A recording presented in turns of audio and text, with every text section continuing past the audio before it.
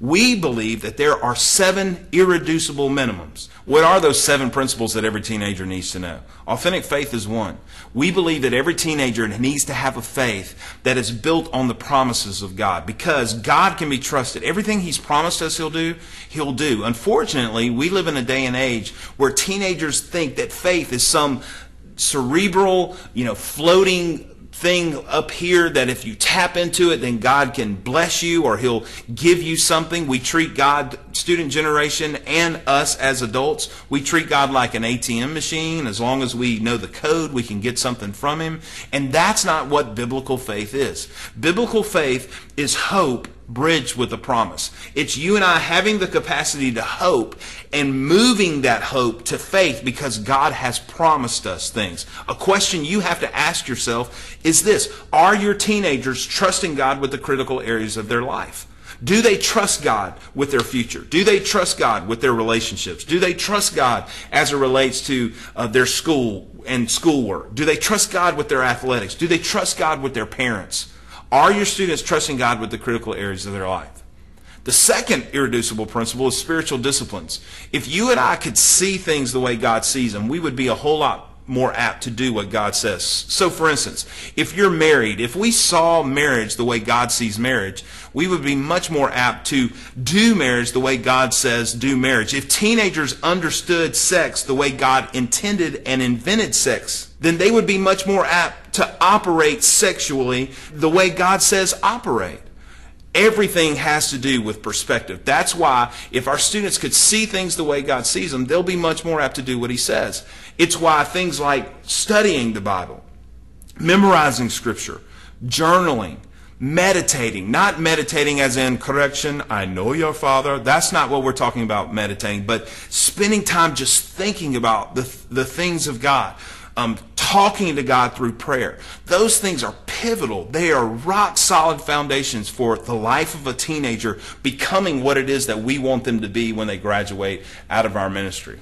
The third irreducible principle is healthy friendships. Our friends are going to determine the quality and the direction of our life. The most powerful desire in any of us as human beings is acceptance. We all gravitate toward people and environments where we feel accepted, and we will avoid pretty much at all costs people and environments where we sense rejection.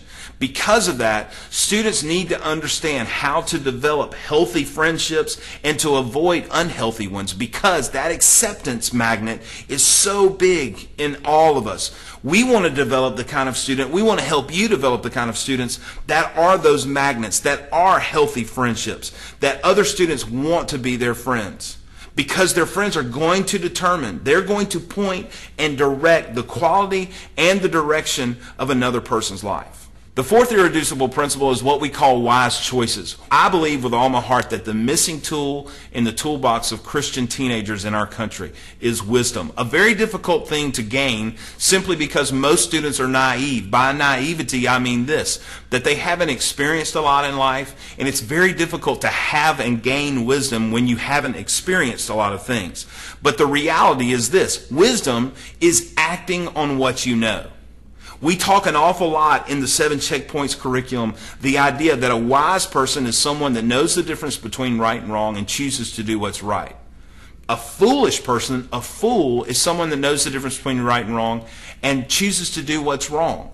All of us, you there, me, we've all been foolish before. Many of us spend a lot of time doing foolish things. What we want to help students do is to learn how to walk wisely, to act on what they know is true. Moral boundaries is another principle we think is critical to the life of a teenager. And that principle revolves around this idea that purity paves the way to intimacy. This is great news for all of us. God invented sex. He made it. He's the creator of it. But God didn't make sex for in-love people. He didn't make sex for mature people. He didn't make sex for ready people. He made sex for married people. Sex is the ultimate expression of intimacy between two people within the context of marriage. And unfortunately in our culture, if we as people who have the God book God, the inventor. If we don't tell teenagers, if we don't invest and develop students to understand what sex is about, then our culture is going to feed them lies. They need to understand that their purity in their minds, their purity morally, their purity in their actions, their purity with others, paves the way for them to experience intimacy, sex the way God created it to be experienced, for them to experience that intimacy in marriage with their future spouse. Purity paves the way to that. Any decision to skirt a boundary that a student may set morally is a decision to kind of rip up that pavement, to rip up the smoothness of that journey. Intimacy is knowing someone and being fully known without any fear of rejection. And when purity begins to be lessened or impurity comes into play, intimacy can't be experienced the way God created it to be experienced.